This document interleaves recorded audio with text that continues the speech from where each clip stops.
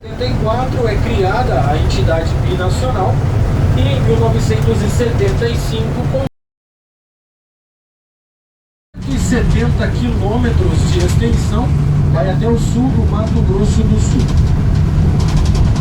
1.350 quilômetros quadrados, essa é a superfície do lago. Isso é um pouco maior do que a área do município do Rio de Janeiro. De 7 a 12 quilômetros de largura de uma margem a outra, e a profundidade máxima é de 180 metros. Então não dá pé, né? Definitivamente. O volume de água também chama bastante atenção, são 29 bilhões de metros cúbicos, ou 29 trilhões de litros de água armazenados aí do lado de Itaipu. Esse volume renova-se em média a cada 32 dias. Nós vamos desembarcar aqui no topo da barragem, mas antes eu vou lançar uma dúvida para vocês. Eu quero que vocês pensem um pouquinho a respeito. Quanto tempo será que foi necessário para que o rio saísse daquele formato e alcançasse esse formato aqui, que vai até o sul do Mato Grosso do Sul? Pensem a respeito.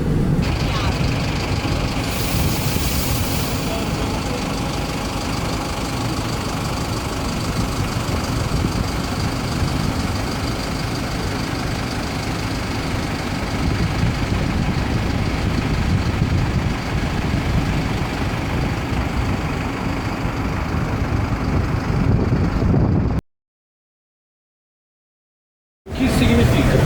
Que a energia produzida em Itaipu pode chegar praticamente a qualquer região do país. Quem vai determinar isso é o operador nacional do sistema.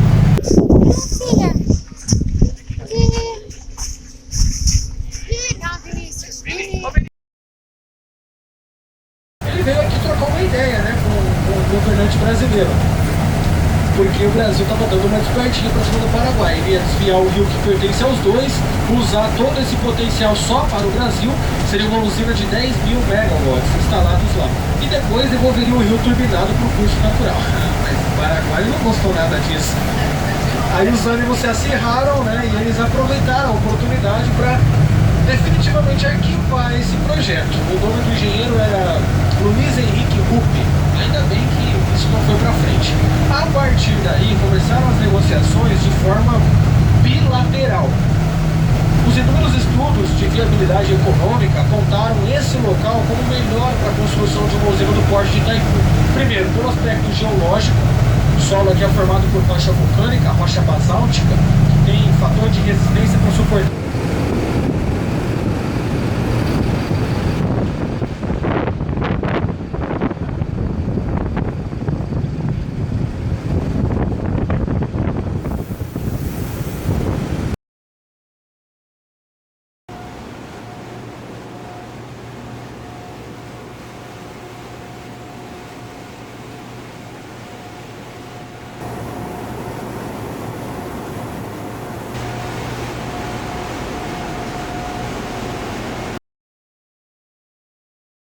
É por aqui que ocorre o despacho da energia produzida pela Itaipu. Despacho para onde? Para o Brasil e para o Paraguai.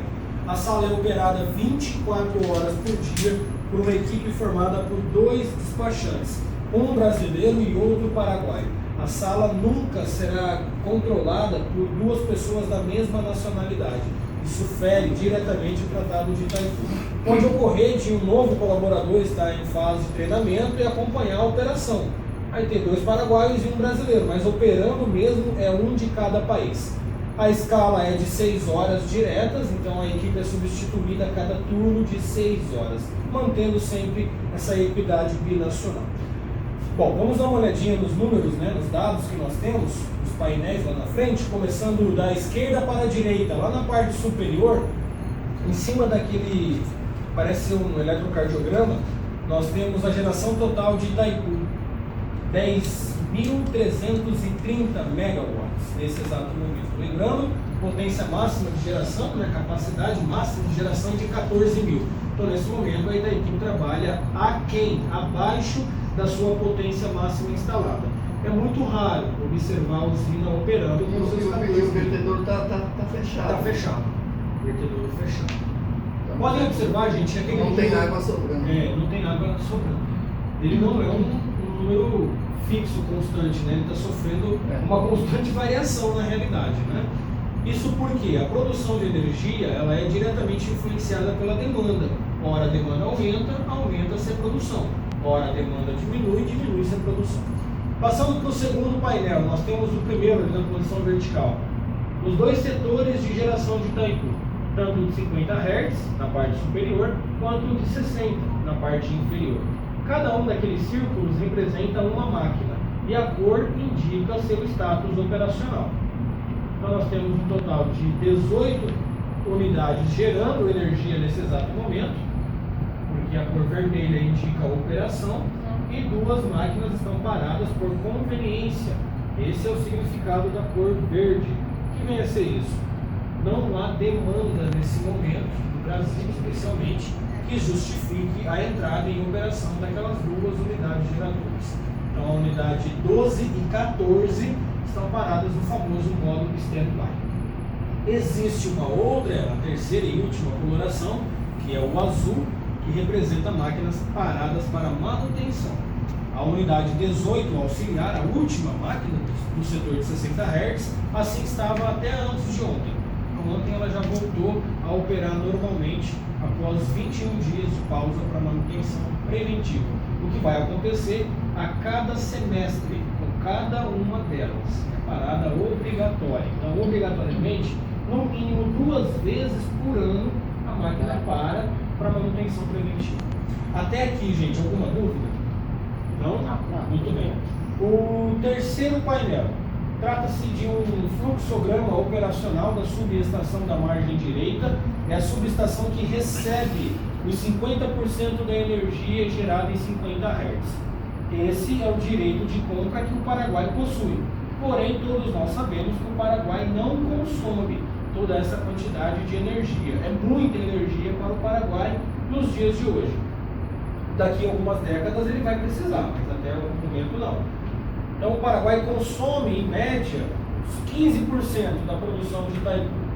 É isso que ele compra da usina, 15%. Ele consegue abastecer com essa quantidade de energia 80% do seu consumo. O excesso do direito paraguaio de 35%, ele é obrigado, esse é o termo, ele é obrigado a negociar com o Brasil. Pois não? Não andou ocorrendo uma celeuma aí, uma discussão? 2009. Que eles queriam aumentar o preço do... Queriam não, eles aumentaram. Aumentaram? Aumentaram. A campanha do ex-presidente paraguaio, Fernando Lugo, foi embasada na revisão do Tratado de Itaipu, segundo ele era um tratado de ditadura, não deixa de ser verdade, né? Mas enfim, e também na revisão do pagamento que o Brasil realizava até então para obter esse direito de compra por eles não consumido. Completamente apartidário. Para mim o acordo foi justo. Por quê? Minha opinião particular, tá bom, gente? Não, tá bem. O Brasil manteve esses valores congelados desde a década de 80, quando iniciou o processo de venda dessa energia, né? Sempre foi nítido, sabia-se que o Paraguai não ia precisar desse potencial todo por um bom tempo. Então o Brasil aproveitou da situação, fez uma oferta em 1985 de pagar 120 milhões de dólares por ano para ter acesso ao direito de compra não consumido pelo Paraguai. E isso se manteve até 2009. Mas a moeda americana, ela variou muito ao longo desse período todo, né? Quando as contas foram revistas, o Lugo ele exigiu retroativos desde a década de 90. Na época, quem governava o Brasil era o ex-presidente Lula, ele falou que não tinha condições de fazer isso. Então entraram num acordo e triplicaram o valor pago na época, de 120 para 360 milhões ano de dólares, né? É isso que o Brasil paga hoje para ter acesso aos 35, 40% do direito de compra que o Paraguai não necessita. Aqui eles controlam diretamente os 1.500 pontos da usina e monitoram os 6.000 pontos. Então a responsabilidade é muito grande. A equipe aqui é maior do que a equipe dos baixos, mas não é tão maior assim.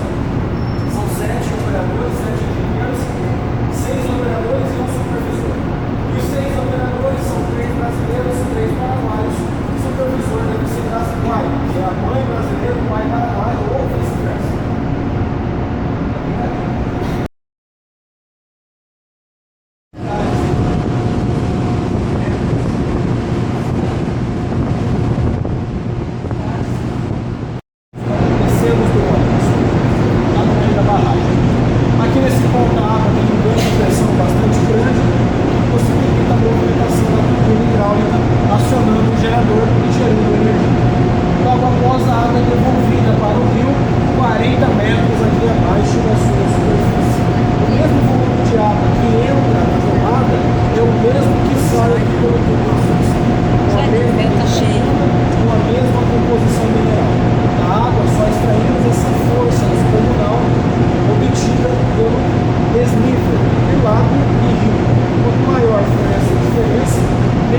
geração de energia. Isso hoje é dia 16 metros, uma queda brutal.